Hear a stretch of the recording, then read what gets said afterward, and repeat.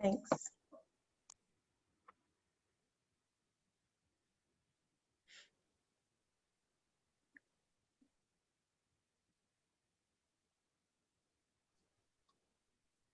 Hi, everyone. I can see that you're starting to join us. So we're just going to give it a couple of minutes and let everybody who has signed up and attended today a few minutes to get into our webinar. But I thank you for being here. We'll get started in just about a minute or two.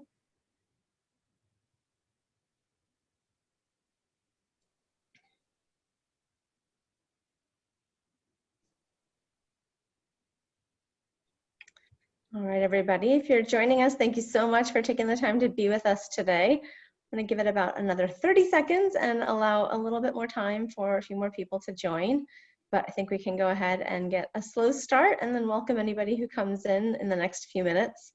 Thank you so much for being with us today. It is 12 p.m. here in Connecticut on the East Coast of the US, and we are here to present some information about the Global Business and Society MMS degree at the Yale School of Management. My name is Joanne Legler, and I'm the Director of Admissions for the GBS program. And I'm joined by two of my colleagues today. Our friend Rachel is on the back end, helping to make sure that our webinar runs smoothly today. And Kelsey, would you mind introducing yourself? Sure. Hi, everyone. My name's Kelsey Knavy, and I'm the Assistant Director of Admissions for the GBS program. Thanks, Kelsey. Thanks for joining me today. We're so thrilled to be able to offer a little bit more information live and in person about the GBS program for those of you that might be considering either the GBS program from one of our master's degree schools, or perhaps you're considering joining one of the master's degree programs that partners up with the GBS program. In any case, I welcome you to make liberal use of the Q&A. We will be happy to answer your questions toward the end of our session today, although I encourage you to put your Q&As in the Q&A box at any point during the presentation. If we can, we'll answer them as we go along if they seem to come up in conversation, and if not, we'll blast through as many of them as we can toward the end of our time together. But don't be shy, go ahead and put your Q&As or Qs in the Q&A section, and we'll go ahead and answer them as we can. So thanks again for joining us today. Our goal is to give you more information about how the GBS program can complement a master's in management at one of our global network schools. I think a great place to start is to introduce you to the class of 2021, the Global Business and Society degree program. We have 48 students that are going to join us this year. And they're joining us from 19 different countries of citizenship, which is always so exciting to remember how global and globally minded our group is. On average, they're 24 years old, nearly half are women, and they hail from 7 different global network schools. Every single one of them speaks at least 2 languages, and many, many speak 3 or more languages, which I always just find so impressive. 65% have already worked or interned in a country outside their home country, and fully half of the group is pursuing or completed another master's degree in a country outside their home country. So like I said, this is a really global group, really far and wide across our big planet. So let's back up for a sec. What is the Global Network for Advanced Management? Yale University convened this group of 32 now top business schools around the world about 8-9 years ago to bring together what we think are the best and brightest students, faculty, and staff from across the planet studying issues of business with, of course, for our purposes, a connection to this larger society as well. So as you can see, we are lucky enough now to be connected to, I think it's 11 schools across Europe and the Middle East. I believe we have 10 schools in Asia, 7 including Yale in the Americas, and up to 4 now across Africa. And what I love about this graphic here is that you can really see in a really cool visual way what this means to be part of a connected network. So rather than having an opportunity to just connect one school to one other school, the global network allows us to connect globally. And as you can see, it's rather than a one-to-one model, a one-to-many or a many-to-many model that increases the size of your network, increases the opportunity for connections for staff, faculty, and students. We welcomed 2 new schools this year, the Moscow School of Management, Skolkovo in Moscow, Russia, and the Stockholm School of Economics in Sweden. So what does the Global Network do? What are some activities that are involved in being part of the Global Network? So many ways that we use this opportunity to connect with people around the world. Firstly, Global Network Weeks, and our GBS students who have done their MIM may already be familiar with this, but as GBS students, we give you the opportunity to connect through Global Network Week in the spring. This is an opportunity to take a week and go and study for somewhere maybe that's not familiar to you, something that's an exciting topic for you. Not only will you take this mini course while you're there, but you'll also have an opportunity to have some fun, learn about this area of the world socially, culturally, and of course expand your network. Who's going on Global Network Week? Other students from other schools. So it's not just a bunch of Yale students going to one program, and instead students from all over the network are connecting in one place for a week worth of study and social activities. Global Network courses, or otherwise known as SNOCs, Small Networked Online Courses, are taught all the time and from somebody's home city. It doesn't mean it's your home city. It means you may be connecting remotely into a class that's being held on the other side of the planet.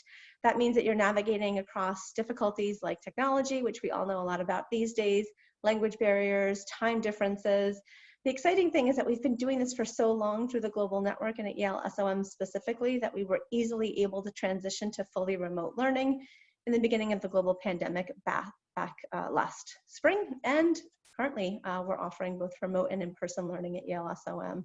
These are really cool opportunities, again, to see what it's like to work globally, virtually, again, across time zones and other challenges that we have before doing this in the real world when you graduate from your programs and go on to work full-time. Global network cases are created with staff and faculty across the network as well. Yale SOM has a patented way of teaching cases called raw cases, and these are opportunities to really think about cases in a different way. So instead of having a packaged PDF of maybe 20 pages where everything is sort of condensed for your convenience, it encourages you to go out there and find the answer in different kind of ways, including using multimedia, the internet. It's very much web-based, and these are co-developed across schools with faculty and staff from all over the network. We also host a couple of different events throughout each year, global network events like case competitions, the leadership competition, and investment competition.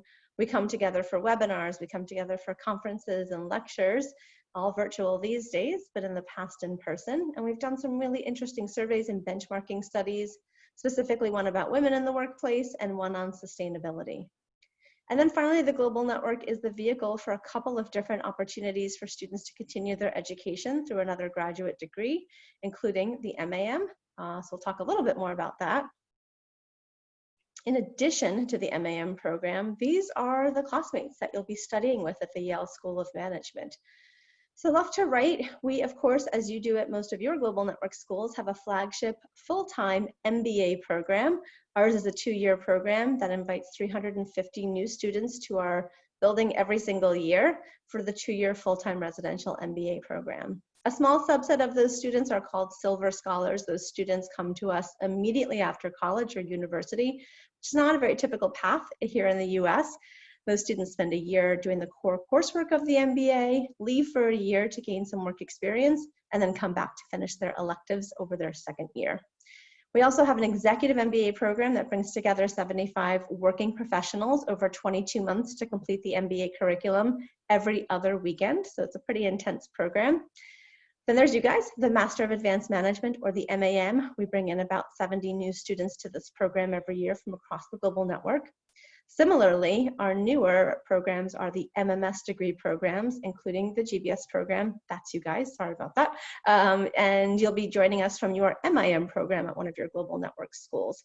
The great thing about this is it's a small program. We bring in about 50 students every year. I think we'll continue to grow the program as time goes on. We also have 2 other programs under the MMS flag. As you can see, the MMS in Asset Management will start next fall. These are students who are particularly interested and have some experience in pretty deep finance. And then the MMS in Systemic Risk, which brings together a small group of students over the last few years coming specifically from central banks, sponsored by their banks, and working on issues of macroprudential policy and thinking about global crises, including the one we're in at the moment. The PhD students are also always hanging around, both studying, researching, working with professors, and TAing some of your classes as well. So those are your classmates here at SOM. We are all united by our mission. Our mission is to educate leaders for business and society. So this is what brings everybody together, regardless of what degree program they're in, and that includes our staff and our faculty as well. We are here to educate leaders who have a broad sense and a strong sense of purpose about what they do, and who think really deeply about problems that are facing business today, but also the ones that they're likely to face in the future as well. The mission really drives everything that we do. That includes students, faculty, and staff. It absolutely points us in the direction of who we are as a school and who we want to be. And it really helps us understand who we are, and that helps us to make decisions on a day-to-day basis as well. So if this resonates with you, you're definitely in the right place. I think all of our students, faculty, staff at SOM could easily rattle this mission off with relative ease. Again, we are a mission-driven institution, and this is core and central to who we are and what we do. So you're thinking about doing the GBS program. Why would you, continue your learning, take another year off of work? Well, we hope that there are a lot of reasons. But for me, when I think about what you're going to study and what you're going to learn, I think about this as an either or an and, extraordinary depth and extraordinary breadth. For the depth, really we're thinking about what didn't you learn? What didn't you have an opportunity to take when you were in your undergrad program, when you were in your master's program? So perhaps you suddenly found a passion for something and didn't have time to take any electives or really delve into the topic too deeply. Well, you can do that at the School of Management, or you can do that elsewhere at Yale University. Perhaps that's strategy, perhaps that's finance. You found a passion for operations. Go ahead and take those classes here. Perhaps you're looking to broaden your horizons. Perhaps you did go quite deep into one of those areas of management or business in undergrad and graduate school, and you've always wanted to take something like astronomy or a language class, or perhaps you never really got to take something in leadership or finance. Well, broaden your horizons and take electives that most speak to your intellectual and career-oriented curiosities. I think you can do both, but I think that these are two big reasons why you might consider spending the next 9 months with us as a way to expand your horizons. In the end, what do you get out of these degrees? I think a couple of things. You get 2 networks, your master's network, your SOM and Yale University networks, and you get 2 powerful brands on your resume with degrees from each. Perhaps you're thinking about doing a global career. Perhaps your master's or undergrad program really only allowed you to consider careers in your country or your region. By contrast, Yale SOM's CDO or Career Development Office will encourage you towards a global career, really interested in asking you to think about boundaries or the lack thereof. Where do you want to take your career? Where do you want to live or work for a few years? Because of our relationships with employers all over the world, you'll have an opportunity to be considered for careers in the United States, outside the United States, in your home country, perhaps across the globe. And then finally, going back to our mission, I hope that you're excited to join our community of purpose. This is a group of students who, again, is united by this strong mission to simply make the world a better place through the work that they do in business and beyond. So to put a bit of a finer point on it, this is a slide that talks a bit about the GBS curriculum. We do have 2 required courses that each student will take. One is newer. It's a history of business and government after communism. The second one is our leadership class, which will teach you both theories of leadership, ask you to dig deep and learn about your own style of leadership, and learn how to manage groups and teams. And then you'll be required to take 16 units of advanced management courses chosen from this year, the courses that are listed here. And this, of course, is subject to change from year to year. So it's important to understand that these are GBS only electives. And the great thing about that is that our GBS program is intentionally small. And so breaking you up into these required courses means your classes will be quite small. So the one-on-one opportunity you have to really connect with your classmates and your professor, and by the way, these are classes that are taught by our very top faculty, so no losses there in terms of brilliance and opportunity to learn. And being in a small class with a world-renowned faculty member is a really unique opportunity. So these courses are generally taught in half semesters, and they're usually 2 credits apiece, leaving plenty of time for electives over the 9 months that you're with us. We have about 150 electives for you to choose from at SOM alone. You'll be in classes with both MBA and MAM students when you're taking, regular old electives here at Yale SOM. So there's an opportunity for networking and learning right there. But you're at Yale University. So of course, we'll encourage you over the 9 months that you're with us to explore take yourself out of Evans Hall, cross the street, and explore Yale University, either one of our graduate or professional schools, or perhaps even at the undergraduate college. Maybe there's a language you've always wanted to delve into, that astronomy class that I talked about, maybe even an art school class, a drama school class. We really encourage you to take this opportunity to explore. So to give you a bit of a visual, there's two students here, two former students now, alumni, who you can see took some really intense coursework in management as required by the GBS program. Paul is from Austria originally, did his management degree, master's in management degree at HKUST in Hong Kong. But then, yeah, walked out the door and took a class in visual storytelling at the drama school. A class like that can be great for learning how to project, learning how to use your voice in a presentation, which in business we know we do quite a bit of. Also took a class at the Global Affairs School.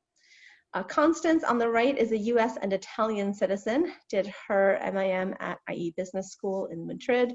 Again, these are her management electives that she took as part of the GBS program and beyond, and then delved into languages, always wanting to learn French, so taking this opportunity to do so at the college, and then taking an Intro to Cognitive Science class at the psychology department over at Yale College. So you can see two pretty different experiences here, but united by the fact that they really delved deep into management and did some exploring at the college as well during their 9 months with us. At this time, I'm going to turn it over to Kelsey. Kelsey's going to talk a little bit about the GBS program beyond the classroom. Great, thanks, Joanne. Well, I'm happy to tell you all that you will not be spending all of your time at Yale in the classroom. There are a number of different clubs and organizations for you to get involved in. And the GBS students are involved in both the social and the affinity clubs. So that includes things like the hockey club that you see pictured here, or the Food and Wine Club, which is incredibly popular. The affinity clubs include things like the Southeast Asia Club or Women in Management Club. So many different options to get involved in. You could also get involved in a case competition, which Joanne mentioned before. They're held across the global network. It's a great opportunity to get involved with your classmates, not only at Yale SOM, but across the global network, and maybe even win a little bit of money in the process. Yale SOM also hosts a number of conferences year after year. I see different ones all the time, and I've seen things like the healthcare conference, I've seen an education conference, a fintech conference, so really whatever your interest is, very likely that you'll find something at Yale to attend for that. We also hope that while you're in the US, you take part in some of our traditions. One of them is the US holiday Thanksgiving. Our take on it at SOM is called Friendsgiving. So you'll come to Yale SOM for a big dinner with staff and faculty and your fellow classmates and eat a traditional Thanksgiving meal right there in Evans Hall.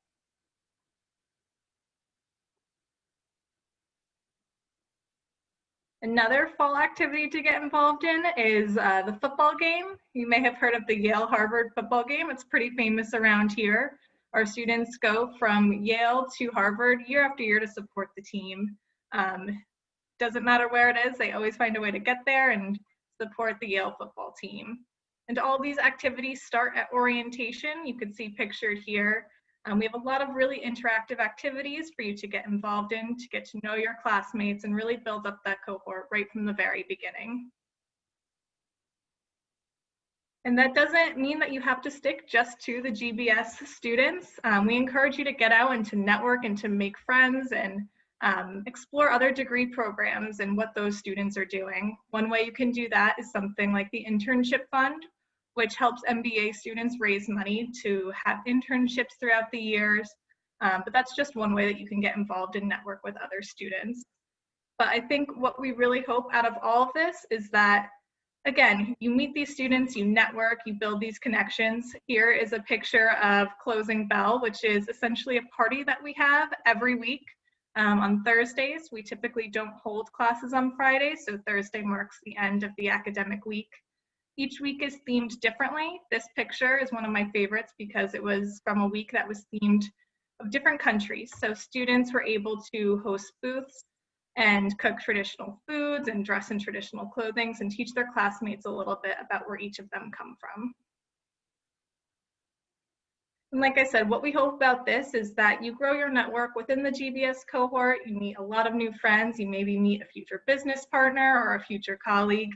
as well as throughout the other degree programs at Yale. In addition to everything I just talked about, we also attract a number of really great speakers at Yale. Speakers come on almost a weekly basis. There's always someone for you to go see. Pictured here is Janet Yellen, the former chairman of the board of the Federal Reserve System, in our Zhang auditorium with our finance faculty member, Andrew Metrick.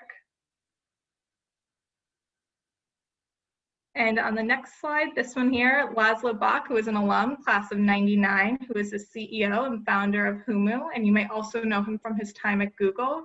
He's pictured here with Amy Wisniewski.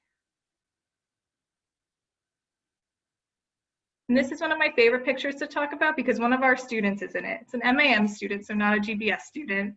But this is Rahina Garba on the left. She pursued her MBA at the University of Ghana, and she's from Ghana. She's pictured here with His Excellency, the President of the Republic of Ghana, alongside one of our faculty members, Elijah Paintsill. We had a chance to talk to Rahina about this, and you can imagine just how excited she was to be able to meet the president of her home country while studying here at Yale. I know it was a really special moment for her. As you can imagine, this event was incredibly popular. It was standing room only, and we had to broadcast it into some classrooms to meet the demand of everyone who wanted to see this event. So as Joanne mentioned, while we welcome you into SOM, we also push you out of the doors a little bit. And what I mean by that is that we hope you go and explore Yale. It's right outside the front door of SOM. And we hope that you take advantage of being a Yale student and what that means. So we're going through some pictures here to give you a sense of what the rest of campus looks like. Throughout campus, you can go to art galleries, you can attend plays, you could study in these famous libraries that you've probably seen pictures of. And it's something that we really encourage. As much as we say get to know the students in different degree programs at SOM, we also mean that throughout Yale University. You are here for 9 months, and we hope that you take advantage of that and go to everything that Yale has to offer and meet as many people as you possibly can. And speaking of 9 months, it is a 9-month program and it does go by quickly, so you're probably curious where our students end up after. It is a fairly new program, as I'm sure you know, but we are lucky enough to have had our students land in some really incredible roles after. As you can see here, these companies are maybe companies that you're hopeful to find a job in yourself. They're global companies, and they come year after year to recruit at Yale SOM. And now they're familiar with GBS talent as well. So with the help of our fantastic career development office, these companies come, they seek out GBS, SOM, MBA, MAM students, and you could see where some of our students have ended up. So I hope at this point, all of that sounds good to you. We could talk a little bit about the application process. Our application is now open, and our first deadline is in January. So let's talk about what will be required of you if you're interested in applying. It's a pretty straightforward process. It's just a standard online application. You'll need to request your transcripts from every degree granting university that you have attended. So that means your undergraduate university, as well as your MIM university. So even if you are still taking classes there, we'll want to see your transcript up until this point with all of the grades that you have so far. We also require your entrance exam that was required by your global network school. So this could be the GMAT or the GRE. It could also be something like the IEGAT or the PAYEP exam. We'll need 2 letters of recommendation. One is a letter of support from the dean or director of your global network school. And this just confirms that you're in good standing in the program. And they'll know what this is. So if you tell them that you're interested in applying to the GBS program, they'll know the process of which to get that to us. The second letter is a professional letter of recommendation. So this could be from a supervisor of either a job or an internship experience that you've had. We also recognize that you all are early career students, so if you don't have too much internship experience, we also welcome letters from faculty members that you've taken classes with. After that, you'll pay a $100 application fee to submit your application, and that will direct you to record a series of 3 video questions. Now, I like to pause here and explain what this means because we do get a lot of questions about it. It tends to make people a little bit nervous, and believe me, I get it. We're both on camera right now. It can be a little bit funny talking to a camera, but I promise that these aren't meant to trick you. They're not meant to stump you. They're just help us get to know you a little bit better as the admissions committee. We also don't require a language test like the TOEFL, so it helps us gauge your language ability as well. After that, interviews are extended by invitation only. So on the screen now is the tuition and living expenses, and I understand that this number can seem a little daunting at first, but just know that we are committed to working with all of our admitted students to make this a possibility for you. Through a combination of loans, we're partnered with an international loan provider, as well as possibly a scholarship. And as I mentioned, our application is open now, and the first deadline is in January.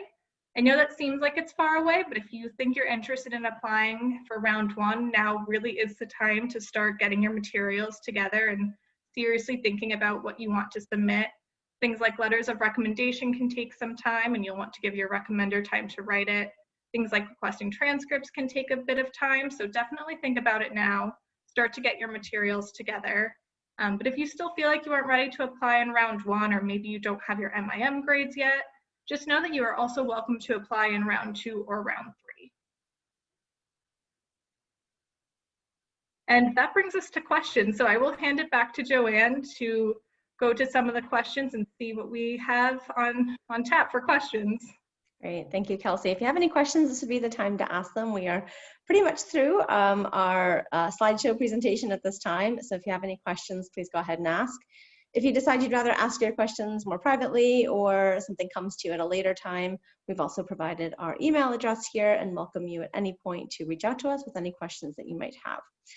Kelsey, I'm going to give the first one to you. You've talked a lot about what we ask for to complete the application, but what do you say we look for in a candidate? What are some of the values or things that make somebody competitive for admission?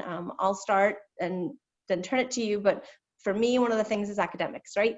We're really looking to make sure that somebody is coming into this rigorous graduate level program at Yale University with the academic prowess to be here, to be able to not only survive, but thrive, to participate in class discussions. And so for me, it's very important for somebody to be academically available to be here. What would you say are some of the things you look for? Definitely. I think there's a number of ways you could answer this. One thing I'll say is a lot of our students come to us with really excellent internship experience or community involvement, and they find a way to show that through their application, either on their resume or in their essays. So that's definitely something we look for as well. Mm-hmm. And I think we just answered one of the similar questions about sort of the quality of candidates that we ask or look for to kind of be part of our program. Kelsey talked about kind of being involved. I've talked about academics, and then your resume is important to us as well. So the quality there that we're looking for are students who have some work experience to be able to bring to the table as well. It doesn't necessarily have to be the most famous name of a company anyone's ever heard of, but we're looking to make sure that once again, you have something really important to say when you are asked to participate in class discussions. And of course, this will also kind of smooth out the path for your full-time job search post GBS. Kelsey, we get this question all the time. Do we have a quota for schools within the network who will be permitted to attend or make up each year's class? Good question. We don't have a quota per school. If you see that there are more students from one global network school than another, it likely just means we received more applications from that school. But we admit the best and the brightest across the global network, regardless of their MIM school. I'll take the next question, which is one I think is always interesting. Somebody's asking if they can provide more than 2 letters of recommendation, and the answer is you probably shouldn't. We have quite a bit to read in each application. We're very intentional about what we ask for and why we ask. 1 letter of recommendation should be professional if possible, so we'd love to have something from your internship supervisor. If you've worked full-time in the past, from that person. If you don't have much work experience or don't feel like you can rely on somebody in the professional sphere, then like Kelsey said, a letter of recommendation from a professor is okay. And then everybody is required to get a letter of recommendation or other support from the dean or director of the program of your institution. So you're not going to want to go to the dean of your school and ask for a letter. Instead, please go to your program director and ask them to connect with Yale SOM or ask them their preference for getting us this information. So, but yeah, 2 letters is more than enough. We don't need any more than that. Kelsey, you kind of answered this question already, but for students who are just starting a an MIM program somewhere and thinking about applying in January, they may not have grades yet. What's your suggestion for how they can let us know how it's going or how they're doing in their MIM program? In addition, of course, we would need your grades from your undergraduate days. Good question. So if you don't have grades yet, round 2 or round 3 may make more sense for you to apply in. If you have started in, for example, a January intake or something like that, and even at round 2, you may not have as many grades, definitely reach out to us. We'll accept any grades that you have on your transcript at that point. But if you have any questions about it, or if you have some concerns about it, reach out to us. We can answer your questions. We work with students from these schools all the time. So we'll definitely have an answer to your question if you're unsure about when to apply because of the grades on your transcripts, if you have them or not yet. Thanks, Kelsey. I'll tackle the next one, which is a sort of two-question question. The first is what we think makes Yale SOM unique compared to other universities. There's so many things. I think I've really actually covered them already, but we are a mission-driven institution. We're an incredibly global institution. We have many degree programs at our business school, which is not all that common. Our unique curriculum, I think, really makes us stand out. The faculty, again, everybody's taught by the same faculty. We have a brand new building. We're located on the East Coast with easy access, not only to the great city of New Haven, but also places like Boston, New York, Washington, DC. And it's a small university. I think in addition to being, full of brilliant people, by contrast to some other world-class institutions or US institutions, we're actually quite small. And so I think the word community comes to mind when I think about how we differ from other institutions. How is Yale supporting the professional development of international students who are interested in exploring opportunities? Kelsey talked a lot about that with our career development office. You'll also work with the Office of International Students and Scholars, but it's always worth pointing out that this is not a guarantee. Unfortunately, the visa process for those who want to work full-time in the US post-graduate school is quite difficult, always has been, probably not going to get any easier anytime soon. So you'll have to rely on the lottery system for a work visa, as well as the company that you're looking into being able to sponsor your opportunity for your visa to work in the US. So it's a bit of a combination of using your own network, using the laws around employment here in the US, working with the CDO, and remembering that it's good to have a global search so that you have sort of a backup plan. We understand a lot of students want to work in the US if they're coming from outside the US, but in order to make sure that you land somewhere, it's important to keep an open mind and to do a proper global search. Kelsey, can you talk a little bit more about scholarships? What sorts of scholarships are available and when do we offer those? Sure. So you don't need to submit an additional application to be considered for a scholarship. The application you submit for admission will also allow you to be considered for a scholarship.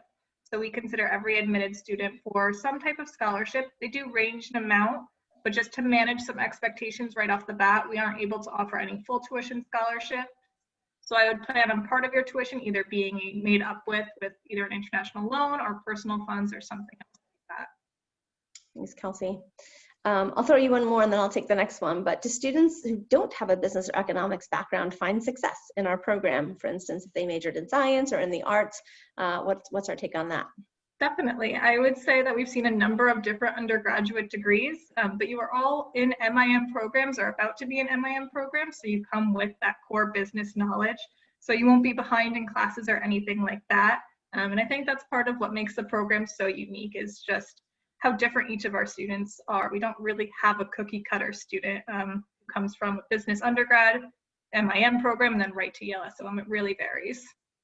Great, thank you. Kelsey, you tackled this a minute ago, but I'll just underscore if the due to coronavirus in particular, but if your MIM university did not require a standardized test like a GMAT or a GRE, regardless of corona or not corona, we don't require this as part of the GBS program anyway. We will take the score from the test that you were required to take to get into your MIM program.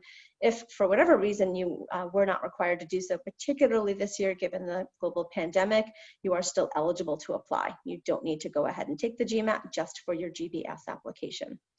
Kelsey, this is a quick one. If you're applying in January 2021, when would you enter the GBS program? Are you applying for fall 2021 or fall 2022? So you should apply the year that you intend to come. So if you're applying in January 2021, you are admitted and you accept your offer, we would expect you to be there that fall. Yep. We don't do deferrals, so it's important to understand that if you're going to apply in January, we expect you to be there in the fall. Occasionally things come up, particularly this year where we have had to offer a deferral, but I agree with Kelsey, apply for the year in which you intend to enroll. Someone in the chat saying that their program is ending in December. They want to apply in round 1 and unsure about a transcript. Get it to us when you can. Our round 1 deadline is in the beginning of January. You might have a transcript. You might have an unofficial transcript. You might just have a printout of grades that you are able to access from your student information system at that time. So don't worry too much about getting an actual transcript. We don't need an official transcript until you enroll or admitted to and enroll in the program anyway. So just give us what you have, but understand that if we don't have the grades that we're seeking at that time, we may have to hold your application until we have the information that we need to make an informed decision. So do what you can, give us what you have at the time. If you decide you'd rather apply in the subsequent round, in round 2 in February, that's fine too. We have 3 rounds of application. Let's see, can a student take a gap year, Kelsey, between the first management degree, the MIM, and the GBS program? So I would say that depends on the route that you choose to apply to the GBS program. If you apply through M2M, which means you're applying to your year 1 and your year 2 school at the same time through an option of 4 of the global network schools, those students may take a gap year in between. But like we said before, if you are applying for this year, we would expect you to come in the fall. Thanks, Kelsey. One person saying on our website, we have the dates, our application dates, our deadlines, and then when they can expect to receive a decision. And that is also deadline based. We do not take applications or offer decisions on a rolling basis. So all that information is also on our website. There's a date by which you'll hear from us about whether or not you've been admitted to the program, and there's a date by which you'll have to let us know if you intend to enroll in the program. So these are on specific dates. We do not have a rolling application process. When should somebody apply? Do you think that they should apply as soon as possible in round 1, or is it truly up to the candidate, Kelsey? I would say it depends on a few of the things that we've talked about. Of course, if you don't have things like your grades yet and you can't submit your strongest application, I would say wait till you can. We never deny an incredibly strong applicant just because they applied in round 2 or round 3. With that being said, the class does fill up at a certain point. So if you're ready to apply in round 1, if you have all the information you need to apply and you're certain that this is the right path for you, round 1 is a good time to apply. Great. We have 2 more entrance exam questions, and I'll answer those quickly. If you are not planning to submit an entrance exam score, you don't have to. If you're having trouble getting through the application and just don't see where you can move on, go ahead and email us. We can do some magic on the back end to waive your required test score, since it's not necessarily required for everybody. So you should be able to just bypass that as part of the application. If you find yourself getting stuck, email us at gbs@yale.edu. We'll help you out. And on the point of the GMAT, you don't have to retake the GMAT. We don't really necessarily encourage that. It's kind of up to you. If you're happy with the GMAT score that was given to get you into your MIM program, that's the one that you should submit. We do not encourage students to take the exam again. And then I think the last question, although we have about 5 minutes left, so if anybody else has any additional questions, now would be the time to ask. I just answered this question, but I'll clarify. When you let candidates know that they've been admitted to the program, so actually the first phase of the application process is to determine who's going to be invited to interview. After interviews are completed, we will then complete our evaluation process, and there is a date for each round by which you will be notified if you've been admitted to the program. So please keep an eye on our website for that information, but everything is available right on our external website. So I don't see any other questions. We answered quite a few of them in a short period of time, and we gave you a ton of information. So I hope this has been helpful for you. Oh, we have one more question about the video questions. Kelsey, since you tackled this earlier on, would you talk a little bit more about what kinds of questions we ask as that part of the application process? Sure, they're just behavioral questions. They help us get to know you a little bit better. And you'll also be able to answer a few practice questions at first, so if it makes you a little bit nervous, when you set up your account to create the video questions, they'll run you through, I think it's 3 practice questions. So the second your camera turns on, it's not being recorded for your application. You'll get a couple of times to practice, but then once you are directed to the actual video questions, which, like I said, they're just behavioral. They just help us get to know you a little bit better. You get 1 shot to record them for a number of reasons. Like I said, we use it to gauge language ability as well. So don't be too nervous about it. we expect a little bit of nervousness. So if you think you look nervous doing it, don't worry about that at all. And they're different for each student. So we have a sort of rotating carousel of questions that each student will get asked. So really, theoretically, no two students will answer the same set of questions. I do think we have the last question here. The class of 2021 was 48 students. Is there a maximum number of students accepted into the program? And that's not quite the right wording. I would say enrolled into the GBS class each year. There's a maximum in that we have cohorts at Yale SOM, and each cohort is between 65 and 70 students. So yeah, I think at the maximum, any cohort would be about 70 students at the very largest. The GBS program is new, so we do continue to grow year after year. Our very first class was 32 students, and so we do continue to grow the size of this class year after year. This year probably would have been a little bit bigger were it not for the global pandemic. So we actually had quite a few more students enrolled, and then folks had to make different decisions based on travels and visas and things like that. So yeah, we will max out at some point at about 70 students in each class moving forward. And then somebody's asking if they if they could take a break between the first year of MIM and Yale. And so when should they apply? And the answer is, if you're planning to take a break and that's already predetermined, I would wait and apply in your gap year. Again, if you apply and then decide to take a gap year, that's fine, but we may not defer you. We may ask you to instead decline your spot in the class and apply when you're ready to be there. So our recommendation is to only apply when you're ready to be there. So if you are thinking about being in school in 2021, and you'll finish your program in 2021, then you should apply in January of 2021 or February or April.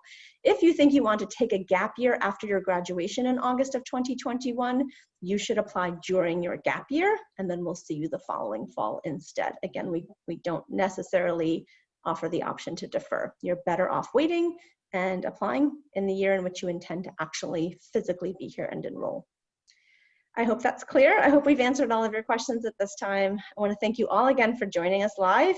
We will have a recording of this on our website eventually, so keep an eye out there if you want to watch it again, or if you have friends or classmates who weren't able to join us today, they can always watch any of the recordings that we have posted to our website. So I'll thank you again for joining us. I'll thank Rachel for helping out on the back end, and I thank you, Kelsey, for joining me today. Thank you.